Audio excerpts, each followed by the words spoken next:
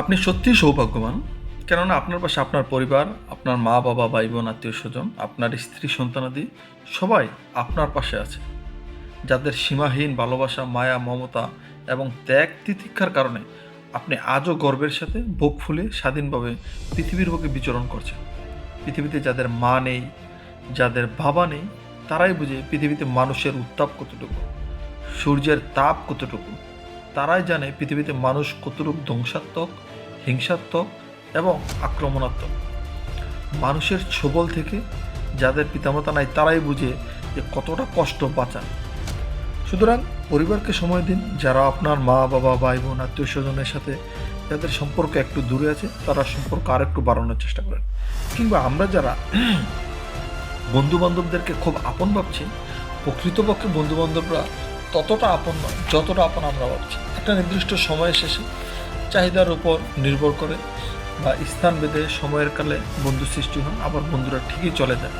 কিন্তু আপনার পরিবার, আপনার ছোট থেকে ছোট বিপদ আপদ, আপনার ছোট থেকে বড় কঠিন অসুখ বিসুখ কিংবা আপনার দুর্ঘটনা, অ্যাক্সিডেন্ট যাই হোক, সবসময় আপনার পরিবার একদম হাসপাতালের বেডের বিছানা পর্যন্ত, ঘরের ফ্লোর থেকে হাসপাতালের বিছানা পর্যন্ত তারাই থাকে।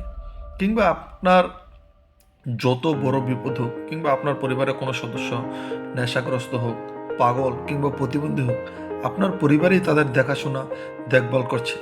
তাদের খাবার দাবার, তাদের প্রস্রাব পায়খানা সব পরিষ্কার করছে। কিন্তু আপনার বন্ধু, প্রতিবেশী, আত্মীয় স্বজন সবাই সবাই নাক ছিটকাচ্ছে, সবাই গোপনে তাদের বিরুদ্ধে বলছে। কেউ কেউ প্রকাশ্যেও বিরুদ্ধে বলছে, কেউ ঘৃণা করছে। সুতরাং তাদের দিকে ফোকাস কম দিয়ে পরিবারের দিকে একটু ফোকাস দিন। পরিবার, আত্মীয় স্বজন, ভাই বোন যারা আছে প্রত্যেকের দিকে একটু মনোযোগী হন। আপনি প্রকৃতপক্ষে সুখী হবেন। আপনি তখনই সুখী হবেন যখন আত্মত্যাগ করবেন পরিবারের জন্য নিজেকে। দেখবেন যে আপনার পরিবার আপনাকে সর্বোচ্চ ভালোটা বলছে, আপনার পরিবার আপনার জন্য সব কিছু করছে।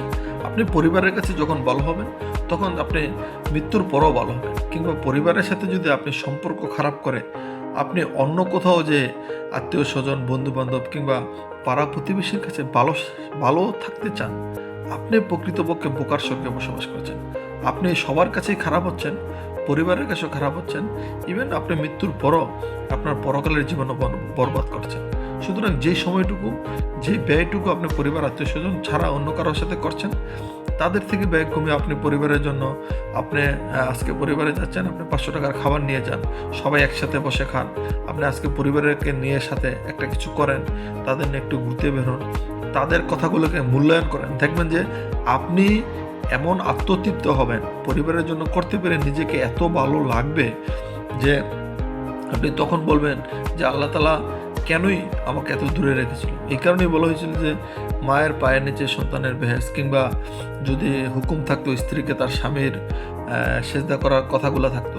যখন আপনি বন্ডিংয়ের মধ্যে চলে আসবেন, দেখবেন যে আপনার সব কিছুতেই খুব ভালো লাগছে, মজা লাগছে। ধন্যবাদ সবাইকে। আপনারা আপনাদের পরিবারগুলোকে সময় দেন, আপনাদের পরিবারগুলোকে আপনারা খুব সুন্দর সাবলীলভাবে গুছিয়ে রাখেন। দেখবেন আপনিও সুখী, আপনার পরিবারগুলোও সুখী। আসসালামু আলাইকুম।